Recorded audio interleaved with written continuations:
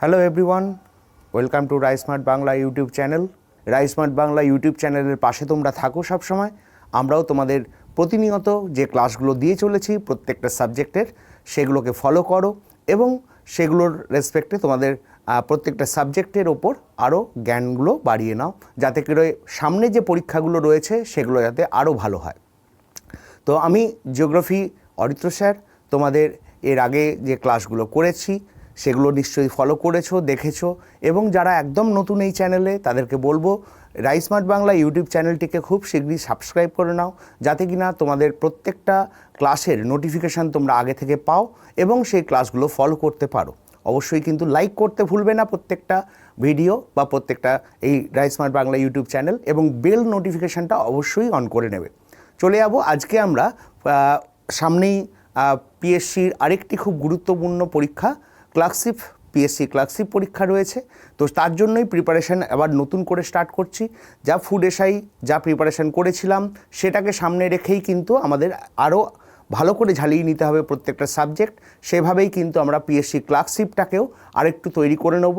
মনে রাখতে হবে পিএসসি ফুড এসআই যেভাবে আমরা স্টাডি করেছিলাম, যে টপিকগুলো কভার করেছিলাম বিভিন্ন সাবজেক্টে, মোটামুটি সেই ধরনের টপিক বা সেই ধরনের কোশ্চেন প্যাটার্নের রেসপেক্টেই কিন্তু ক্লার্কশিপের পরীক্ষা হবে। তার জন্য আর দেরি করবো না তাহলে। আর পড়াশুনোকে ফেলে রেখে বা পড়াশুনো কদিনকে গ্যাপ দিয়ে আবার নতুন করে স্টার্ট করতে হবে, সেই কথাটা মাথায় রেখে কিন্তু আমরা অল্প অল্প করে প্রত্যেকটা ক্লাস অ্যাটেন্ড করব রাই স্মার্ট বাংলা ইউটিউব চ্যানেলে। চলে যাব আজকের যে কোশ্চেন সেটটা রয়েছে পিএসসি ক্লার্কশিপের ওপর, তারও সেখানে দেখো ফার্স্ট কোশ্চেন যেটা রয়েছে, Kakdwip subdivision is located in which district. Kakdwip subdivision আমাদের পশ্চিমবঙ্গে রয়েছে, তো সেটা পশ্চিমবঙ্গের কোন জেলায় অবস্থিত? এখানে দেখো চারটে অপশান রয়েছে, নর্থ চব্বিশ পরগনা, সাউথ চব্বিশ পরগনা, নদিয়া এবং হুগলি। তাহলে দেখো প্রত্যেকটা ডিস্ট্রিক্টের, পশ্চিমবঙ্গে যে জেলাগুলো রয়েছে তাদের প্রত্যেকটা ডিস্ট্রিক্টের কিন্তু আমাদের সাবডিভিশনগুলো একটু খেয়াল রাখতে হবে। যে কোনো সাবডিভিশনের নাম দিয়ে যেমন প্রশ্ন হতে পারে এটা কোন জেলার সাবডিভিশন, তেমনি উল্টো দিক থেকে ধরো বললো চারটে অপশান দিয়ে সাবডিভিশনের নামগুলো দিয়েও প্রশ্ন হতে পারে এর মধ্যে কোনটি নদিয়া জেলা বা কোনটি বাঁকুড়া জেলা, যে কোনো একটা ডিস্ট্রিক্টের সাবডিভিশনের নাম। তো এখানে কাকদ্বীপ কোন ডিস্ট্রিক্টের সাবডিভিশন, এটা ছিল প্রশ্ন। কাকদ্বীপ কোন জেলার সাবডিভিশন, এখানে চারটে অপশান আমরা দেখে নিয়েছি এবং প্রথমে আমরা চেষ্টা করব আনসার করার, এবং সেখানে আনসারগুলো মিলিয়ে নিতে হবে আমার আনসারটা ঠিক হলো কি ভুল হলো। তাহলে চলে যাব আনসার কপিতে। দেখো সাউথ চব্বিশ পরগনা জেলার যে 5টি সাবডিভিশন রয়েছে তার মধ্যে কাকদ্বীপ একটি। তাহলে সাউথ চব্বিশ পরগনা জেলার বাকি সাবডিভিশনগুলো কী কী সেগুলো একটু খেয়াল রাখতে হবে। যেমন আলিপুর একটি সাবডিভিশন, বারুইপুর আরেকটি সাবডিভিশন, ক্যানিং, ডায়মন্ড হারবার এবং কাকদ্বীপ, এই 5টি সাবডিভিশন নিয়ে আমাদের সাউথ চব্বিশ পরগনা জেলা গঠিত। তেমনি বাকি ডিস্ট্রিক্টগুলো 23টা জেলা, সেগুলো কিন্তু সাবডিভিশনগুলো আমরা একটু দেখে নেব, ঠিক আছে? তো আমি আপাতত আনসারের রেসপেক্টে সাউথ চব্বিশ পরগনা জেলা সাবডিভিশনগুলো বললাম। পরের কোশ্চেনে চলে যাব। Question number 2, which river flows through the Rajasthan plain. এর মধ্যে কোন নদীটি রাজস্থান সমভূমির ওপর দিয়ে প্রবাহিত হয়েছে? রাজস্থান একটি খুব বড় রাজ্য আমরা জানি, আয়তনের দিক থেকে ভারতের বৃহত্তম রাজ্য আমরা জানি, এবং সেটা বলতে পারো ইন্ডিয়ার মধ্যে একদম পশ্চিম দিকে যে রাজ্যগুলো রয়েছে গুজরাট এবং রাজস্থান, এগুলো হচ্ছে একদম ওয়েস্টার্ন মোস্ট স্টেটগুলোর মধ্যে অন্যতম। তাহলে রাজস্থান ইন্ডিয়ার একটি ওয়েস্টার্ন মোস্ট স্টেট এর মধ্যে পড়ে। যদি একদম ওয়েস্টার্ন মোস্ট বললে আমরা অবশ্যই গুজরাটকে বলবো, তারপরেই হচ্ছে রাজস্থান। তো যাই হোক, রাজস্থানের ওপর দিয়ে এখানে কোন নদী প্রবাহিত হয়েছে? চারটে অপশন, গঙ্গা, চেনাব বা চন্দ্রভাগা, চম্বল রিভার এবং যমুনা, চারটে অপশান রয়েছে। তো এখানে দেখো গঙ্গা নদী ভারতের দীর্ঘতম নদী, সেটা কোন কোন স্টেটের ওপর দিয়ে গেছে প্রশ্ন হতেই পারে। তেমনি চেনাব বা চম্বল বা যমুনা, চারটে অপশান দিয়ে বলতে পারে এই রিভারটা, যে কোনো একটা রিভার, এখানে যে চারটে অপশান আছে যে কোনো একটা নদীর রেসপেক্টে প্রশ্ন হতেই পারে এই নদীটি কোন রাজ্যের ওপর দিয়ে গেছে বা যায়নি। সে তার ঠিক উল্টো প্রশ্নটা এখানে, রাজস্থানের ওপর দিয়ে কোন নদীটি গেছে। তো দুভাবেই প্রশ্নটা হতে পারে। তাহলে দেখে নিয়েছো তোমরা অপশানগুলো কী কী রয়েছে, গঙ্গা, চেনাব, চম্বল এবং যমুনা। এর মধ্যে রাজস্থান সমভূমির ওপর দিয়ে প্রবাহিত হয়েছে কোন নদীটি? দেখে নেবো একবার আনসারটি। Option C, Chambal. চম্বল নদী বিন্ধ্য পার্বত্য অঞ্চল থেকে উৎপত্তি হয়ে প্রথমে বিন্ধ্য পর্বত, মানে আমরা জানি মধ্যপ্রদেশে রয়েছে বিন্ধ্য পর্বত, তাহলে বিন্ধ্য পর্বত থেকে উৎপত্তি হয়ে উত্তর দিকে প্রবাহিত হয়েছে। চম্বল রিভারটি এখানে ভারতের মাঝখানে মিডল পোর্শনে রয়েছে বিন্ধ্যা রেঞ্জ, মিডল পার্টটায় রয়েছে বিন্ধ্যা রেঞ্জ, বিন্ধ্য পর্বত। সেই বিন্ধ্য পর্বত থেকে উৎপত্তি হয়ে ক্রমশ উত্তর দিকে প্রবাহিত হয়ে এটা যমুনা রিভারের সাথে গিয়ে মিশেছে। তাহলে যমুনার ট্রিবিউটারি হচ্ছে চম্বল, উত্তর দিকে প্রবাহিত হয়েছে, তাই এটা আমরা বলতে পারি ইন্ডিয়ার একটি নর্থ ফ্লোয়িং রিভার বা উত্তর বাহিনী নদীর একটি এক্সাম্পল। সেখানে কোন কোন রাজ্যকে কভার করেছে? বিন্ধ্য মানে হচ্ছে তোমার মধ্যপ্রদেশ, তারপরে আসছে রাজস্থান, তারপর উত্তরপ্রদেশে গিয়ে উত্তরপ্রদেশের এতাওয়া ডিস্ট্রিক্ট, উত্তরপ্রদেশের এতাওয়া ডিস্ট্রিক্টে গিয়ে এটা যমুনা রিভারের সাথে গিয়ে মিশছে। তাহলে চম্বল নদী কভার করছে 3টে স্টেট, মধ্যপ্রদেশ, রাজস্থান এবং উত্তরপ্রদেশ। তাহলে সেখানে রাজস্থান প্লেন বা রাজস্থান সমভূমির ওপর দিয়ে প্রবাহিত হয়েছে এই 4টের মধ্যে কোন রিভার? সেখানে আমরা আনসার করছি চম্বল। গঙ্গা রিভার রাজস্থানের ওপর দিয়ে যায়নি, গঙ্গা রিভার গেছে মেনলি কোন কোন স্টেটের ওপর দিয়ে? যেমন এটা গেছে উত্তরাখণ্ড, তারপর উত্তরপ্রদেশ, বিহার, ওয়েস্ট বেঙ্গল, এই 4টি রাজ্যের ওপর দিয়ে প্রবাহিত হয়েছে গঙ্গা রিভার। চেনাব বা চন্দ্রভাগা যেটা হিমাচল প্রদেশ এবং তোমার বেসিক্যালি ভারতের একদম উত্তরের অংশ, হিমাচল প্রদেশ থেকে উৎপত্তি হয়ে এটা কিন্তু তোমার জম্মু কাশ্মীরের ওপর দিয়ে গিয়ে তোমার চলে গেছে পাকিস্তানে। তারপরে হচ্ছে তোমার যমুনা রিভার, গঙ্গার ট্রিবিউটারি, লংগেস্ট ট্রিবিউটারি এবং right bank tributary Yamuna. Yamuna river যেমন উত্তরাখণ্ড, তারপর হচ্ছে তোমার তোমার উত্তরাখণ্ড, তারপর হচ্ছে হরিয়ানা এবং উত্তরপ্রদেশ এবং হচ্ছে তোমার হিমাচল প্রদেশের কিছুটা পার্ট, বর্ডার এরিয়া বলতে পারো, সেখান দিয়ে প্রবাহিত হয়েছে যমুনা রিভার। তাহলে এখানে কোনো বাকি রিভার 4টে অপশান কোনোটাই কিন্তু রাজস্থানের কোনো পোর্শন দিয়ে কভার করেনি, একমাত্র চম্বল ছাড়া। চম্বল ছাড়া আর কোন কোন নদী রাজস্থানের ওপর দিয়ে প্রবাহিত হয়েছে? যেমন লুনি, সবরমতী, ঘাঘর বা সরস্বতী, যেটা সে ঘাঘর আর ঘরঘরা কিন্তু ডিফারেন্ট রিভার, খেয়াল রাখবে। ঘাঘর বা সরস্বতী সেখানে কিন্তু তোমার রাজস্থানের ওপর দিয়ে প্রবাহিত হয়েছে। তাহলে এই যে রিভারগুলো বললাম যেগুলো রাজস্থান সমভূমির ওপর দিয়ে প্রবাহিত হয়েছে। চলে যাব পরের question number 3। Puga valley. Puga valley a famous geothermal energy plant. তাহলে জিওথার্মাল মানে হচ্ছে ভূতাপীয় শক্তি। ভূতাপীয় শক্তি মানে মাটির নিচের যে টেম্পারেচার সেটাকে কাজে লাগিয়ে আমাদের ইলেকট্রিসিটি প্রোডাকশান করা হয়, সেটাকে বলা হয় জিওথার্মাল এনার্জি। এই জিওথার্মাল এনার্জি প্ল্যান্টগুলোর মধ্যে বা যেখানে যেখানে ভারতে রয়েছে জিওথার্মাল এনার্জি স্টেশন, তার মধ্যে পুগা ভ্যালি একটি অন্যতম বা গুরুত্বপূর্ণ বা উল্লেখযোগ্য জায়গা বলতে পারো। সেটি ভারতের কোন রাজ্যে অবস্থিত? রাজস্থান, লাদাখ, হিমাচল প্রদেশ, জম্মু কাশ্মীর। 4টে অপশান রয়েছে। এখানে শুধু স্টেট নয়, জম্মু কাশ্মীর একটি ইউনিয়ন টেরিটরি, সেখানে রয়েছে নাকি লাদাখ, দুটো ইউনিয়ন টেরিটরির নাম রয়েছে। জম্মু কাশ্মীর, লাদাখ, হিমাচল প্রদেশ আর রাজস্থান, এই দুটো আবার স্টেট। দুটো স্টেট আর দুটো ইউনিয়ন টেরিটরি অপশান হিসেবে রয়েছে। পুগা ভ্যালি এই জায়গাটা যেটা জিওথার্মাল স্টেশনের জন্য বিখ্যাত, সেই জায়গাটা হচ্ছে তোমার কোথায় অবস্থিত? এই 4টে অপশানের মধ্যে আমাদের বলতে হবে। তেমনি আবার পুগা ভ্যালি ছাড়া ভারতের অন্যান্য যে জিওথার্মাল স্টেশন আছে সেগুলোর রেসপেক্টও আমরা দেখে নিতে হবে, তাহলে সেগুলোও কোন রাজ্যে অবস্থিত বা কোথায় অবস্থিত, এভাবেও প্রশ্ন আসতে পারে। তাহলে দেখে নিয়েছো তোমরা 4টে অপশান, দেখে নেব আনসার কি রয়েছে। লাদাখ, এটা আমরা আগে কিন্তু জম্মু কাশ্মীর বলতাম, যখন Jammu Kashmir as a state ছিল, একটা রাজ্য ছিল, তখন লাদাখ আর জম্মু কাশ্মীর একসাথে একটা রাজ্য ছিল, সেই হিসেবে পুগা ভ্যালির লোকেশান আমরা বলতাম জম্মু কাশ্মীরে। তাই পুরনো কোনো কোশ্চেন পেলে, এটা কিন্তু প্রিভিয়াস ইয়ারের অন্যান্য বিভিন্ন পরীক্ষায় এসেছে, সেই কারণে পুগা ভ্যালি থেকে যদি প্রশ্ন দেয়, পুগা ভ্যালির রেসপেক্টে যদি পুরনো কোশ্চেন পাও, সেখানে তোমরা জম্মু কাশ্মীর আনসার পেতে পারো। তার কারণটা বললাম, তখন কিন্তু লাদাখ আলাদা ইউনিয়ন টেরিটরি হিসেবে ছিল না, কেন্দ্রশাসিত অঞ্চল হিসেবে ছিল না, সেই হিসেবে তখন আমরা জম্মু কাশ্মীর আনসার করতাম অ্যাজ এ স্টেট। কিন্তু যখন থেকে ভাগ হয়ে গেল 2019 সাল থেকে যখন ভাগ হয়ে গেল, তখন লাদাখ আর জম্মু কাশ্মীর দুটো আলাদা আলাদা ইউনিয়ন টেরিটরি হয়ে গেল। তাই তখন তার রেসপেক্টে আমরা বলছি পুগা ভ্যালির লোকেশান বর্তমানে লাদাখে অবস্থিত। চলে যাব পরের question number 4। The layer of atmosphere close to the earth surface is called. তাহলে অ্যাটমসফিয়ারিক লেয়ার যেগুলো রয়েছে, বায়ুমণ্ডলীয় স্তর যেগুলো রয়েছে, তার মধ্যে যেটি একদম ভূপৃষ্ঠের সংলগ্ন স্তর, অর্থাৎ যার মধ্যে আমরা বসবাস করছি, সেই অ্যাটমসফিয়ারিক লেয়ারটির নাম কি? 4টে option, troposphere, stratosphere, mesosphere, thermosphere. এই চারটের মধ্যে কোনটি বলতে পারে তোমার একদম ভূপৃষ্ঠ সংলগ্ন স্তর, বা ঠিক উল্টোটা কোনটা আউটার মোস্ট লেয়ার, কোনটা সব থেকে বাইরের লেয়ার, ঠিক আছে।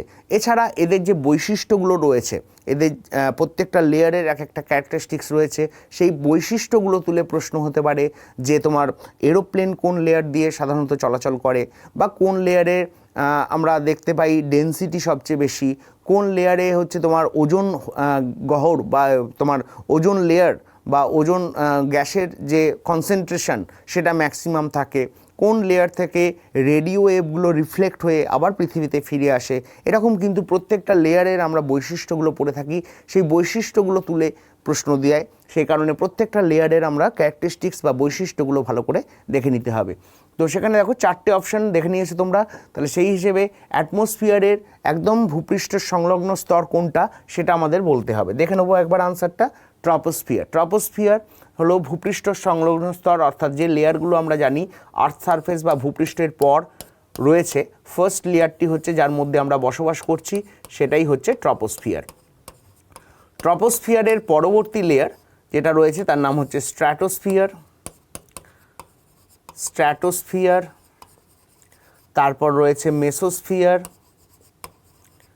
মেসোস্ফিয়ার, তারপর রয়েছে থার্মোস্ফিয়ার। থার্মোস্ফিয়ার, আর রয়েছে এক্সোস্ফিয়ার। এক্সোস্ফিয়ার, এই পাঁচটা লেয়ার অ্যাটমসফিয়ারিক লেয়ার হিসেবে রয়েছে। এই লেয়ারগুলোর যেমন আমরা বৈশিষ্ট্যগুলো পড়ব বললাম, তেমনি কিন্তু এদের মাঝখানে যে বাউন্ডারিগুলো রয়েছে, বর্ডারগুলো রয়েছে, সেগুলোও কিন্তু প্রশ্ন আসে। যেমন ট্রপোস্ফিয়ার স্ট্র্যাটোস্ফিয়ারের মধ্যে যে সীমানা সেটাকে কি বলবো? ট্রপোপজ। এটাকে বলা হয় ট্রপোপজ। ঠিক একইভাবে স্ট্র্যাটোস্ফিয়ার এবং মেসোস্ফিয়ারের সীমানাটাকে বলা হয় স্ট্র্যাটোপজ। মেসোস্ফিয়ার এবং থার্মোস্ফিয়ারের সীমানাটাকে বলা হয় মেসোপজ, এবং থার্মোস্ফিয়ার আর এক্সোস্ফিয়ারের সীমানাটাকে বলা হয় এক্সোবেস। তো এই বর্ডারগুলোর নাম দিয়ে প্রশ্ন হতে পারে যে এটা কোন কোন লেয়ারের মাঝে আছে, বা ঠিক উল্টো কোশ্চেনটা এই দুটো লেয়ারের মাঝখানে কোন বাউন্ডারিটা রয়েছে। তাহলে বাউন্ডারির নামগুলো আমাদের জানতে হবে, এবং এই যে পাঁচটা মেন লেয়ার তাদের মধ্যে আরও কিছু স্তর রয়েছে, যেমন স্ট্র্যাটোস্ফিয়ারের লোয়ার পার্ট অফ স্ট্র্যাটোস্ফিয়ার, যেখানে তোমার ওজোন গ্যাসের কনসেন্ট্রেশন সবচেয়ে বেশি রয়েছে। তাহলে ওজোন স্তর বা ওজোন গ্যাসের কনসেন্ট্রেশন ম্যাক্সিমাম পাওয়া যায় কোন লেয়ারে? সেখানে চারটে অপশান দিয়ে দিল, সেখানে আমরা আনসার করব অবশ্যই স্ট্র্যাটোস্ফিয়ার। কিন্তু স্ট্র্যাটোস্ফিয়ারের কোন পার্টে, লোয়ার পার্ট না আপার পার্ট, সেখানে কিন্তু আমাদের মনে রাখতে হবে এই পার্টটা থাকে লোয়ার পোর্শানে। মেসোস্ফিয়ারের পরে রয়েছে তোমার থার্মোস্ফিয়ার। এই থার্মোস্ফিয়ারের ম্যাক্সিমাম এরিয়া জুড়ে রয়েছে একটি ইম্পর্টেন্ট লেয়ার যার নাম হচ্ছে আয়নোস্ফিয়ার।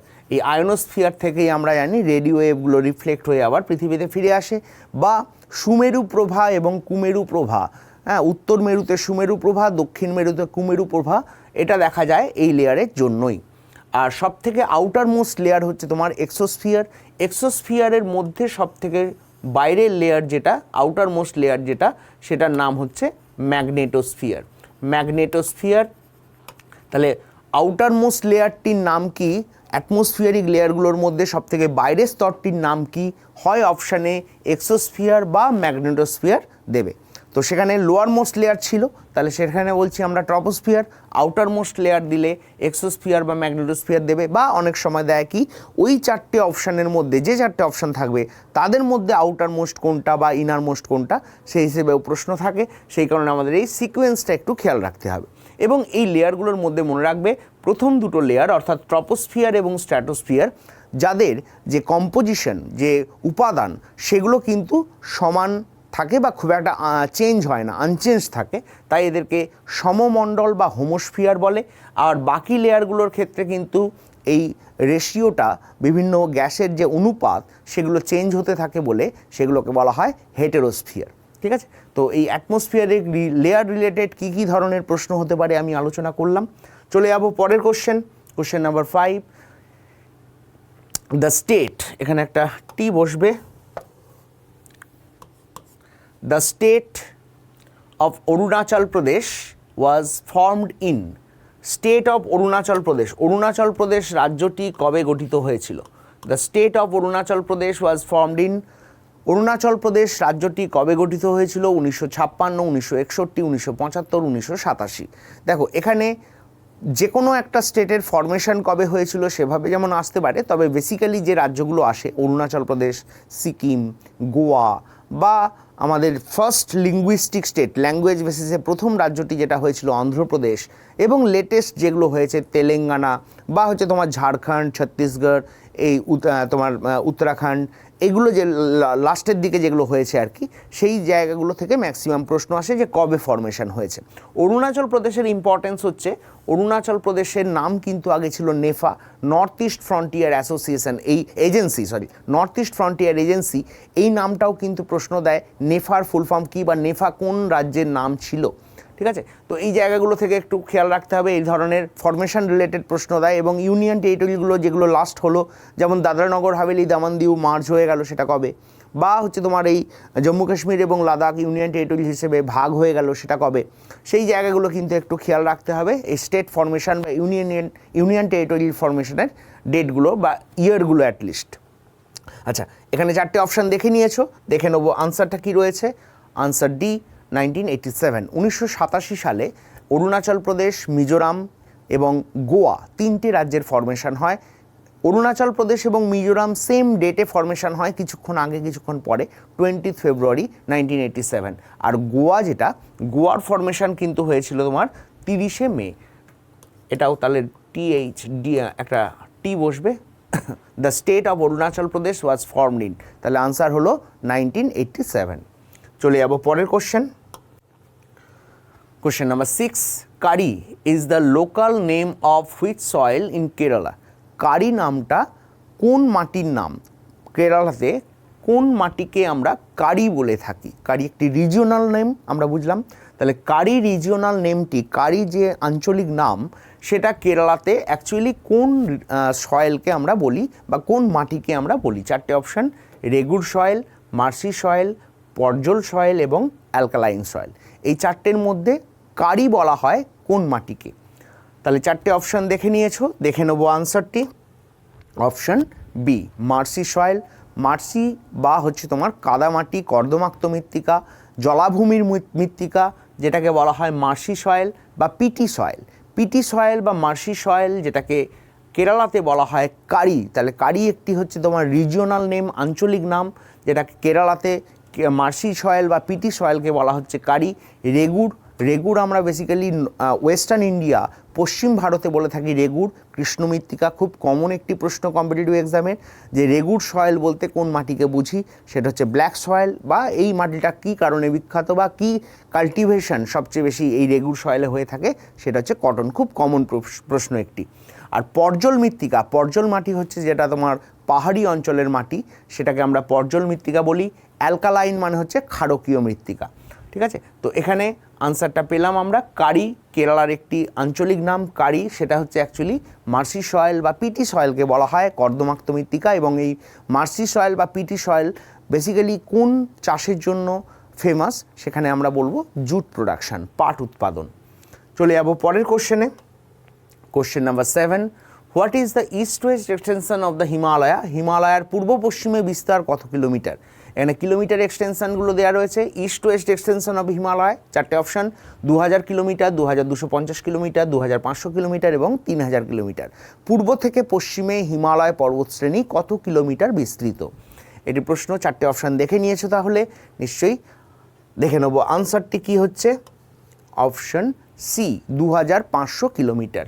দেখো হিমালয় পর্বত পশ্চিমে একদম ওয়েস্টার্ন মোস্ট পিকটার নাম জিজ্ঞেস করতে পারে হিমালয় পর্বতের, সেখানে আমরা বলবো নাঙ্গা পর্বত। নাঙ্গা পর্বত যেটা রয়েছে জম্মু কাশ্মীরে, নাঙ্গা পর্বতের location JNK, Jammu Kashmir union টেরিটরির মধ্যে রয়েছে নাঙ্গা পর্বত। নাঙ্গা পর্বতের হাইট তোমার 8126 মিটার, 8126 মিটার। সেখান থেকে শুরু করে পূর্বে ইস্টে নামচা বারোয়া পর্যন্ত বিস্তৃত হিমালয়। নামচা বারোয়া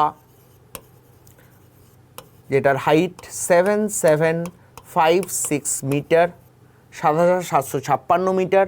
এটা রয়েছে অরুণাচল প্রদেশ। অরুণাচল প্রদেশ রাজ্যে অবস্থিত নামচা বারোয়া, আর জম্মু কাশ্মীর ইউনিয়ন টেরিটরিতে অবস্থিত নাঙ্গা পর্বত। তাহলে western most peak of Himalaya Nanga Parbat, eastern most peak of Himalaya Namcha Barwa. এই নাঙ্গা পর্বত থেকে নামচা বারোয়ার দূরত্ব কত না, বা এই হিমালয়ের ইস্ট ওয়েস্ট এক্সটেনশন কত, সেম প্রশ্ন সেম আনসার, সেটা হচ্ছে তোমার 2,500 কিলোমিটার। অনেক সময় এটা 2,400 কিলোমিটারের অপশান থাকে, 2,400 বা 2,500 কিলোমিটার, যেটা পূর্ব থেকে পশ্চিমে হিমালয়ে অবস্থান করছে। এবং এই যে এক্সটেনশন পূর্ব থেকে পশ্চিমে 2,500 কিলোমিটার, তারপরেই কিন্তু হিমালয়ান রেঞ্জ বা যে পাহাড়গুলো, শুধু হিমালয়ান রেঞ্জ বলবো না, অন্যান্য যে পাহাড়গুলো রয়েছে সেগুলো কিন্তু আর পূর্ব পশ্চিমে বিস্তৃত নেই, সেগুলো কিন্তু আবার উত্তর দক্ষিণে বিস্তার লাভ করে। যেমন এখানে ভারত মায়ানমার সীমান্ত বরাবর দেখতে পাও পাহাড়গুলো, পাটকাই, নাগা, লুসাই, এই সমস্ত পর্বতগুলো উত্তর দক্ষিণে অবস্থান করছে।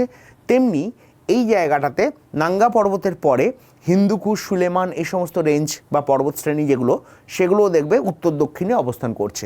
তার ফলে এই যে শেপটা নিচ্ছে, এটাকে বলা হয় সিনটেক্সিয়াল বেন্ড। তাহলে সিনটেক্সিয়াল বেন্ড কোন পাহাড়ে দেখা যায়? হিমালয় পর্বতে। কোন অংশে দেখা যায় না, পশ্চিমে নাঙ্গা পর্বতের পরবর্তী অংশে, আর পূর্বে নামচা বারোয়ার পরবর্তী অংশে। অনেক সময় এখানে একটা রিভারের নাম দেয়। এই সিনটেক্সিয়াল বেন্ড জায়গাটা কোন রিভারের পরবর্তী অংশে দেখা যায়? এদিকে রয়েছে ইন্দাস বা সিন্ধু নদী। ইন্দাস রিভারকে ক্রস করার পর পাহাড়গুলো যেমন দক্ষিণ দিকে বাঁক নিয়েছে, তেমনি এদিকে রয়েছে তোমার ব্রহ্মপুত্র রিভার। ব্রহ্মপুত্র রিভারকে ক্রস করার পরও পাহাড়গুলো দক্ষিণ দিকে বাঁক নিয়েছে, ব্রহ্মপুত্র। তাহলে এখানে সিন্ধু এবং ব্রহ্মপুত্র নদীর এক্সটেন্ডেড পার্টগুলো বা পাহাড়গুলো, সেগুলো কিন্তু আর পূর্ব থেকে পশ্চিমে বিস্তার লাভ করেনি, সেগুলো উত্তর দক্ষিণে বিস্তার লাভ করেছে। যার ফলে একটি বেন্ড বা বাঁক তৈরি হয়েছে, যেটাকে আমরা ওয়ান লাইনে, এক লাইনে যদি দেখতে চাই, এটা দেখতে হবে পাহাড়গুলোকে অনেকটা এরকম। তাহলে নাঙ্গা পর্বত থেকে নামচা বারোয়া এই পোর্শনটা পূর্ব পশ্চিমে বিস্তৃত, তারপর পাহাড়গুলো দক্ষিণ দিকে বাঁক নিয়েছে, তার ফলে যে শেপটা তৈরি হয়েছে সেটাই হচ্ছে সিনটেক্সিয়াল বেন্ড। আচ্ছা, চলে যাবো আজকে পরের কোশ্চেনে। Question number 8। Question number 8, which of the following is the closest city to Kavaratti from the Indian mainland? Kavaratti লাক্ষাদ্বীপের ক্যাপিটাল হিসেবে আমরা জানি কাভারাত্তি। তাহলে এই কাভারাত্তি থেকে সবথেকে নিকটতম শহর, ভারতের সবথেকে নিকটতম শহর কোনটা? 4টে অপশন: চেন্নাই, মুম্বাই, কোচি এবং মারমাগাঁও। চেন্নাই, মুম্বাই, কোচি এবং মারমাগাঁও, এদের মধ্যে সবথেকে নিয়ারেস্ট সিটি কোনটা? দেখো, কাভারাত্তি থেকে সবথেকে নিয়ারেস্ট সিটি বা নিকটতম শহরটির নাম কি? 4টে অপশান দেখে নিয়েছো, চেন্নাই, মুম্বাই, কোচি এবং মারমাগাঁও। তাহলে দেখে নেবো আনসারটি কী রয়েছে। Option C, Kochi. কোচি হচ্ছে কাভারাত্তি বা লাক্ষাদ্বীপ থেকে নিকটতম শহর। তাহলে লাক্ষাদ্বীপের নিকটতম শহর ভারতের কোনটা, বা কাভারাত্তির নিকটতম শহর কোনটা? সেম আনসার হবে কোচি। ঠিক একইভাবে আমরা যদি বলি পোর্ট ব্লেয়ার, আন্দামান নিকোবরের, পোর্ট ব্লেয়ার থেকে বা আন্দামান নিকোবর থেকে ভারতের প্রধান ভূভাগের নিকটতম শহর কোনটা? সেখানে আমরা আনসার করে থাকি চেন্নাই। চেন্নাই শহরটি আন্দামান নিকোবরের যেমন সবথেকে কাছে রয়েছে, তেমনি লাক্ষাদ্বীপের সবথেকে কাছের শহরটি হচ্ছে কোচি, ইন দ্য সেন্স তোমার ইন্ডিয়ান মেনল্যান্ডের রেসপেক্টে। আচ্ছা, এখানে আর আলাদা করে কিছু ডিসকাস করার নেই। এছাড়া আন্দামান নিকোবর এবং লাক্ষাদ্বীপের বিভিন্ন কোশ্চেন থাকে, তাদের এক্সটেনশন থেকে প্রশ্ন থাকে, তাদের আইল্যান্ড রিলেটেড প্রশ্ন থাকে, বা চ্যানেলগুলো রিলেটেড, এই চ্যানেলটি কোন কোন আইল্যান্ডের মাঝখানে রয়েছে, হ্যাঁ, বা এখানে যে পাহাড়গুলো রয়েছে, স্যাডেল পিক, বেসিক্যালি আন্দামান নিকোবরে যে পিক বা পাহাড়গুলো রয়েছে, স্যাডেল পিক, সেটা কোথায় রয়েছে বা কোন দ্বীপে রয়েছে, বা হচ্ছে তোমার মাউন্ট থুলিয়ার কোন দ্বীপে অবস্থিত, এগুলো, এবং যাদের ট্রাইবসগুলো রয়েছে, উপজাতিগুলো রয়েছে আন্দামান নিকোবর বা লাক্ষাদ্বীপে, সেই ট্রাইবসরা আন্দামান নিকোবরের কোন দ্বীপে বসবাস করে, এবং যে নামগুলো রিসেন্টলি চেঞ্জ হয়েছে আন্দামান নিকোবরের বিভিন্ন দ্বীপের, স্বরাজ দ্বীপ, শহীদ দ্বীপ, সেই নামগুলো আগে কি নাম ছিল, বা কোন দ্বীপের বর্তমান নাম শহীদ দ্বীপ বা স্বরাজ দ্বীপ, এইভাবে প্রশ্ন থাকবে। চলে যাবো পরের question. Question number 9, which wind is responsible for forming deserts in the western part of the continent between 40 degree north and 50 degree north latitude? 40 degree উত্তর অক্ষাংশ থেকে 50 ডিগ্রি উত্তর, 40 ডিগ্রি উত্তর অক্ষাংশ থেকে 50 ডিগ্রি উত্তর অক্ষাংশের মধ্যে মহাদেশগুলোর কোন দিকের ডেজার্ট বলেছে? Western part. মহাদেশগুলোর পশ্চিম দিকে ডেজার্ট তৈরি হয়, মরুভূমি তৈরি হয় কোন উইন্ড বা কোন বায়ুর ফলে? চারটে option, trade wind, westerlies, polar wind, none of this. তাহলে এখানে বাকি যে তিনটে অপশান রয়েছে নান অফ দিসটা বাদ দিলে সবগুলোই কিন্তু আমরা বলছি রেগুলার উইন্ড বা নিয়ত বায়ু। রেগুলার উইন্ড বা নিয়ত বায়ুর এক্সাম্পল বা তিনটে ভাগ, ট্রেড উইন্ড, ওয়েস্টার্লিস এবং পোলার উইন্ড। আয়ন বায়ু, প্রত্যায়ন বায়ু এবং মেরু বায়ু। আয়ন বায়ু, প্রত্যায়ন বায়ু, মেরু বায়ু, এই তিনটের মধ্যে কোন বায়ুর প্রভাবে মহাদেশগুলো 40 থেকে 50 ডিগ্রির মধ্যে ওয়েস্টার্ন পার্টে তোমার ডেজার্ট তৈরি হয়? চারটে যে অপশানগুলো রয়েছে। আচ্ছা, একটু আমরা আনসারটা একটু দেখে নেবো আগে। দেখো এখানে বলা হয়েছে ওয়েস্টার্লিস যেটা ওয়েস্টার্ন পার্ট। আচ্ছা, এখানে কোশ্চেনটা একটু খেয়াল বলবে। আমরা যদি রেগুলার উইন্ডের পোর্শনটা দেখি, নিয়ত বায়ু, মাঝখানে হচ্ছে তোমার আইটিস জেট, ইন্টারট্রপিক্যাল কনভার্জেন্স জোন বা ইকুয়েটোরিয়াল লো প্রেসার বেল্ট। তারপরে কিন্তু থাকে সাবট্রপিক্যাল হাই প্রেসার বেল্ট, তারপরে সাবপোলার লো প্রেসার বেল্ট, আর একদম শেষে থাকে পোলার হাই প্রেসার বেল্ট। আচ্ছা, আমি একটু কালার ইন্ডিকেট করে দিচ্ছি যাতে তোমাদের সহজে বুঝতে পারো লো প্রেসার কোনগুলো, হাই প্রেসার কোনগুলো। আচ্ছা, রেড কালার দিয়ে মার্ক যেটা করছে এটা হচ্ছে লো প্রেসার, তাহলে এটা হচ্ছে ইকুয়েটোরিয়াল লো প্রেসার। আর তারপরে লো প্রেসার কোনটা? সাবপোলার লো প্রেসার। এদিকেও তেমনি সাবপোলার লো প্রেসার বেল্ট। তেমনি হাই প্রেসার কোনগুলো? এটা পার্পেল কালার দিয়ে মার্ক করছি। হাই প্রেসার তার মানে চারটে থাকছে। এটা একটা পোলার হাই প্রেসার, এখানে একটা সাউদার্ন হেমিস্ফিয়ারে পোলার হাই প্রেসার, তারপর হচ্ছে সাবট্রপিক্যাল হাই প্রেসার নর্দার্ন হেমিস্ফিয়ারে একটা, সাউদার্ন হেমিস্ফিয়ারে একটা। আচ্ছা, এবার দেখো যে উইন্ডগুলো ট্রেড উইন্ড কিন্তু সাবট্রপিক্যাল হাই প্রেসার থেকে ইকুয়েটোরিয়াল লো প্রেসার বেল্টের দিকে প্রবাহিত হয়। সাবট্রপিক্যাল হাই প্রেসার বেল্ট থেকে ইকুয়েটোরিয়াল লো প্রেসার বেল্টের দিকে যে বায়ু প্রবাহিত হয় সেটাই হচ্ছে ট্রেড উইন্ড। তাহলে এটা হলো ট্রেড উইন্ড। ঠিক একইভাবে যে বায়ুটা সাবট্রপিক্যাল হাই প্রেসার বেল্ট থেকে সাবপোলার লো প্রেসার বেল্টের দিকে প্রবাহিত হয় সেটা হচ্ছে তোমার পোলার উইন্ড। আর একদম শেষে যেটা রয়েছে পোলার হাই প্রেসার বেল্ট থেকে সাবপোলার লো প্রেসার বেল্টের দিকে যেটা প্রবাহিত হচ্ছে এটা তার মানে হচ্ছে পোলার উইন্ড। তো এখানে যে ল্যাটিটিউডনাল এক্সটেনশনগুলো রয়েছে, ইকুয়েটোরিয়াল লো প্রেসার বেল্ট যেটা 5 ডিগ্রি উত্তর অক্ষাংশ থেকে 5 ডিগ্রি দক্ষিণ অক্ষাংশের মধ্যে বেসিক্যালি অবস্থান করে। তারপর সাবট্রপিক্যাল হাই প্রেসার বেল্ট 30 থেকে 35 ডিগ্রি উত্তর বা 30 থেকে 35 ডিগ্রি দক্ষিণ অক্ষাংশের মধ্যে অবস্থান করে। তারপর সাবপোলার লো প্রেসার বেল্ট যেটা কিনা তোমার 65 থেকে 70 ডিগ্রি নর্থ বা 65 থেকে 70 ডিগ্রি সাউথ ল্যাটিটিউডের মধ্যে অবস্থান করে। আর পোলার হাই প্রেসার বেল্ট 85 থেকে 90 ডিগ্রি নর্থ বা 85 থেকে 90 ডিগ্রি সাউথের মধ্যে অবস্থান করে। আচ্ছা, এখানে এবার খেয়াল রাখবে 40 থেকে 50 মানে কোনটা পড়ছে?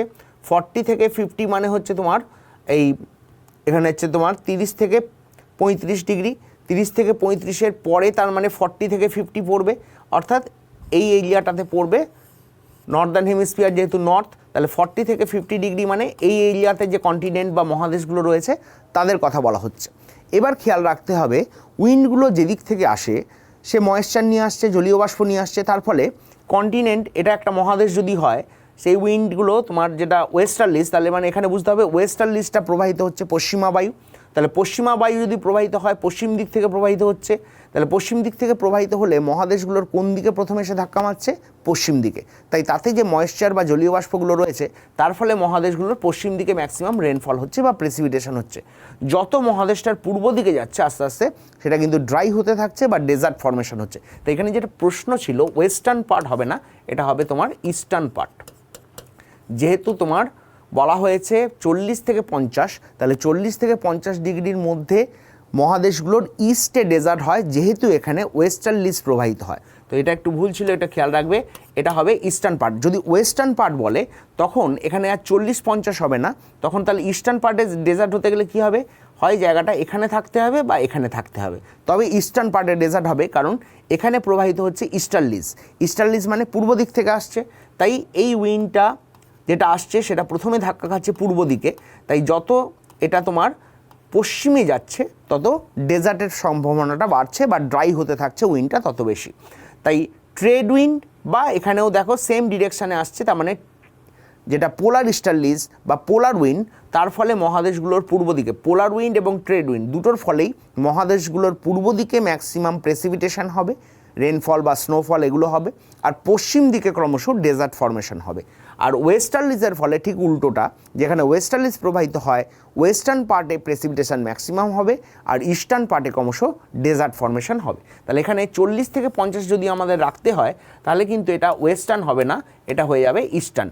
Eastern part of the continent মহাদেশগুলোর পূর্ব দিকে ডেজার্ট ফর্মেশনের কারণ কি, সেখানে আনসার করলাম আমরা ওয়েস্টার্লিজ। ঠিক আছে, এটা একটু খেয়াল রাখবে, এটা একটু কারেকশান ছিল। পরের কোশ্চেনে চলে যাব, question number 10, which of the following soil types is characterized by a pH value less than 7?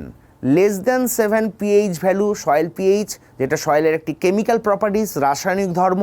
তাহলে সয়েল পিএইচ কম হলে, 7-এর কম হলে সেখানে সয়েলটাকে আমরা কি বলবো? 4টে অপশান: অ্যাসিডিক সয়েল মানে আম্লিক মৃত্তিকা, অ্যালকালাইন সয়েল অর্থাৎ ক্ষারকীয় মৃত্তিকা, নিউট্রাল সয়েল প্রশমিত মৃত্তিকা, এবং নান অফ দিস, কোনোটাই নয়। তাহলে সেখানে acidic soil, alkaline soil, neutral soil, naan of this, কোনটা বলবো যদি পিএইচ ভ্যালু 7-এর কম হয়? 4টে অপশান দেখে নিয়েছি, আনসারটাও দেখে নেব। আনসারটা হচ্ছে অ্যাসিডিক সয়েল। অ্যাসিডিক সয়েল বা আম্লিক মৃত্তিকা।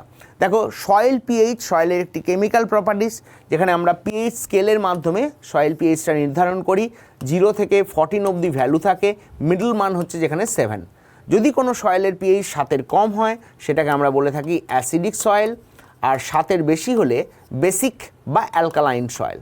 বেসিক বা অ্যালকালাইন সয়েল হচ্ছে যখন 7-এর বেশি হয়, আর 7 হলে সেটাকে বলা হয় নিউট্রাল সয়েল বা প্রশমিত মৃত্তিকা। তো এখানে এক্স্যাক্ট ভ্যালু 7 যদি নাও হয়, মোটামুটি যদি রেঞ্জটা 6.5 থেকে 7.5-এর মধ্যে থাকে তবেই তখনও সেটাকে আমরা নিউট্রাল সয়েল বলতে পারি। যদিও 6.5 মানে স্লাইটলি অ্যাসিডিক, 7.5 মানে স্লাইটলি অ্যালকালাইন। তো সেখানে সয়েল ভ্যালু বলেছে 7-এর কম। 7-এর কম হলে তাহলে সেটাকে অবশ্যই আমরা অ্যাসিডিক সয়েল বলবো। 7-এর কম ভ্যালু মানে 6 হতে পারে, 5 হতে পারে, 4 হতে পারে, যে কোনো ভ্যালু যেটা 1 থেকে 7-এর মধ্যে থাকছে সেগুলো হচ্ছে অ্যাসিডিক সয়েল। তবে মনে রাখতে হবে যত কম হবে, 7-এর থেকে যত কম হবে, ধরো 6 যদি হয় সেখানে অ্যাসিডিক মাত্রা যা হবে নিশ্চয়ই 3 বা 4 হলে অ্যাসিডিটির মাত্রা কিন্তু আরও বাড়বে।